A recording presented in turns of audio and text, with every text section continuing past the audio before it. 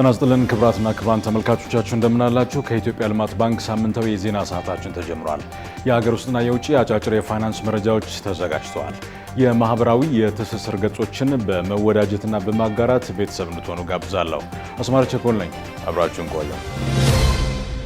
በቅድሚያም የኢትዮጵያ ልማት ባንክና የዓለም ባንክ ያልተማከለ ኤሌክትሪክ አቅርቦት ፕሮጀክት አፈጻጸም ዙሪያ ተወያዩ።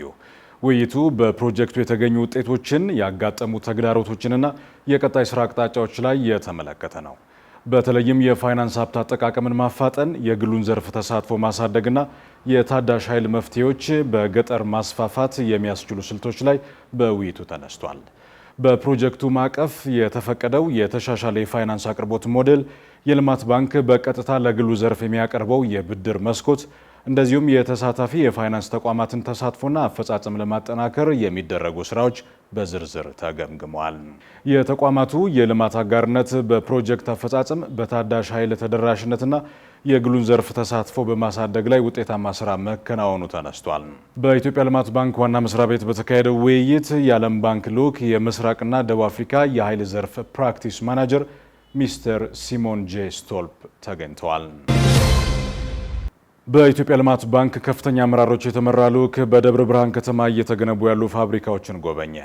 በባንኩ ፋይናንስ ከተደረጉት ውስጥ የደዴ ጠርሙስ ፋብሪካ፣ ስቲሊ ዲቢ ማኒፋክቸሪንግ እና ትረስት ፋርማሲውቲካልስ ፋብሪካዎች የጉብኝቱ መዳረሻዎች ነበሩ። ፋብሪካዎቹ ምርት ሲጀምሩ በጠርሙስ ምርት፣ በመድኃኒትና ባለቀለት ኤምዲኤፍ ምርቶች እንደ ሀገር ያለውን ሰፊ የገበያ ክፍተት የሚሞሉ ናቸው። ልማት ባንክ በቢሊዮኖች ፋይናንስ ያደረጋቸው እነዚህ ፋብሪካዎች በጥቂት ወራት ውስጥ ወደ ምርት ይሸጋገራሉ። ባንኩ ከፋይናንስ ምንጭነት ባሻገር ጠንካራ የሆነ የፕሮጀክት ክትትልና ቁጥጥር እንደዚሁም የቴክኒክ ድጋፍ ያደርጋል።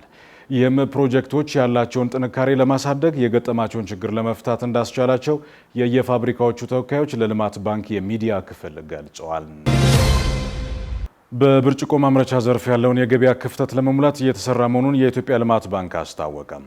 የባንኩ የአነስተኛና መካከለኛ ኢንተርፕራይዞች ፋይናንሲንግና ብራንች ባንኪንግ ምክትል ፕሬዚዳንት አቶ ጌታሰው ፋንታው እንደተናገሩት የገበያ ክፍተቱን በተጠናና አመርቂ በሆነ መንገድ መሙላት የልማት ባንክ ዋና መርህ ነው። በተለይም በብርጭቆ ማምረቻ ዘርፍ ያለውን የፍላጎትና የአቅርቦት ክፍተት የሚያጣጥም ደዴ የጠርሙስ ፋብሪካን ባንኩ ፋይናንስ አድርጓል።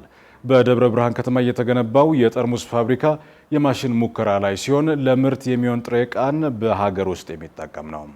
ይህም በቴክኖሎጂ ሽግግር፣ በማዕድን ልማት፣ ከተኪ ምርትና የገበያ ክፍተትን ከመሙላት አንጻር አበርክቶ የጎላ እንደሚሆን ተነስቷል።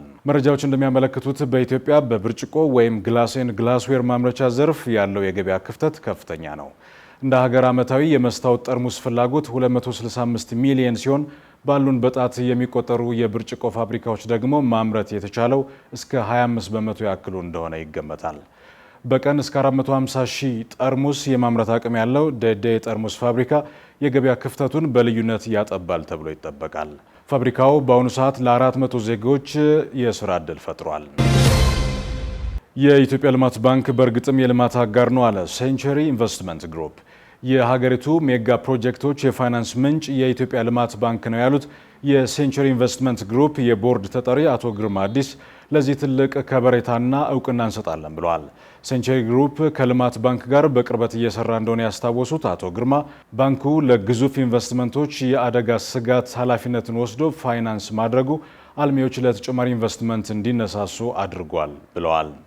ልማት ባንክ ወሳኝ በሆነ የገበያ ክፍተት ላይ ኢንቨስት በማድረግ ሀገር እየታደገ ነው ያሉት ደግሞ በሴንቸሪ ግሩፕ የስቲሊ ዲቢ ማኒፋክቸሪንግ ስራ አስኪያጅ አቶ እንዳልካቸው በቀለ ናቸው።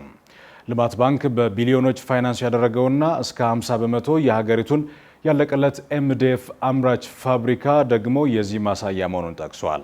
ግንባታው 50 በመቶ የተጠናቀቀው ፋብሪካው ከተኪ ምርት ባሻገር ለጎረቤት ሀገራት ምርት በመላክ የውጭ ምንዛሬ ምንጭ እንደሚሆን አቶ እንዳልካቸው አክለዋል።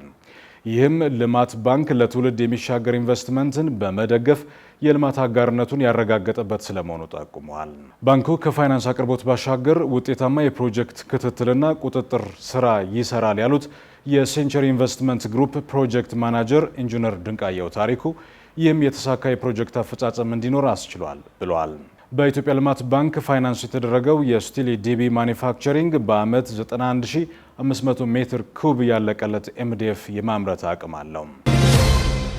ከውጭ ወደ ተገኘው መረጃ ሳልፍ የአንጎላ መንግስትና የአፍሪካ ልማት ባንክ የግብርና ምርታማነትን ለማሳደግ ያለመ ፕሮጀክት አስጀመሩ። ፕሮጀክቱ በሀገሪቱ ምስራቃዊ ክፍል የግብርና እሴት ሰንሰለት ልማት ላይ የሚተገበር ነው። የእህል፣ የቦለቄ፣ የአኩሪ አተር፣ የለውዝ፣ የካዛቫና የቡና እንዲሁም የካካኦ እሴት ሰንሰለት ልማት በፕሮጀክቱ ቅድሚያ ተሰጥቶታል።